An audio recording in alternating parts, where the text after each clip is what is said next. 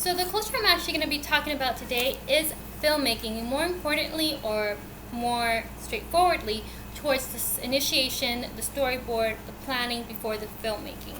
Now, I first got involved into this culture when I took film class back in 2012. I'm going to go more specifically with my second film because that was my much more successful one out of all the ones I've made. My first one was a blender, precisely because I was unaware of how much actual planning really needed to be taking place in order to produce something that would be taken or that would be a good result.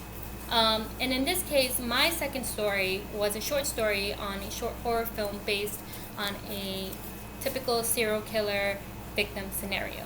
Now, a lot of things had to go into planning into this, and that's where a lot of people don't understand just the gravity and the multitude of tasks of really planning out your scenes. And that goes along with the story. The first thing is, what do you want to tell?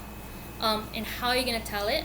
You have to understand your capabilities and what is available to you because you have to work around those issues, those technicalities. For example, I was very limited with actors, so I myself had to not only direct and film, I had to also act in it as well. And then I also had to set, what locations were available to me that I could use. And most of all, how and what feelings did I intend to provoke in my audience? So all those type of things go into your head, and including the lighting.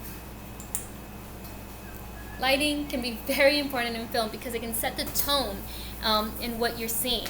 Something, for example, usually in daylight seems like, nothing typically will happen at night. You already have this perceived thing. You're already kind of guessing, it's nighttime. It's when, risk is the highest.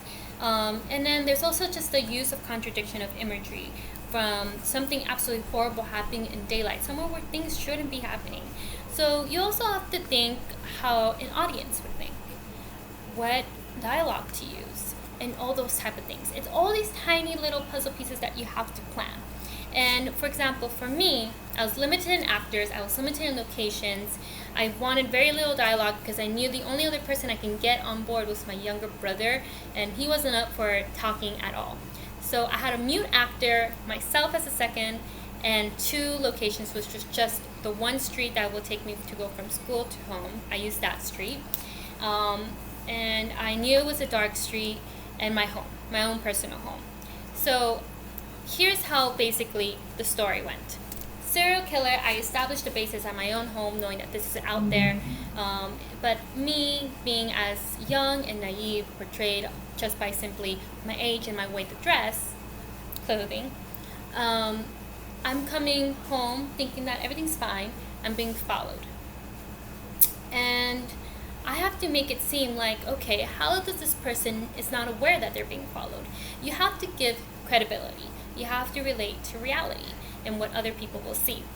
And then finally, I filmed it at different angles, perceiving certain reality. And then when I get home is when I actually get murdered in my own home, which plays on with the feelings of safety from the audience. So all these type of little things you have to consider and plan beforehand.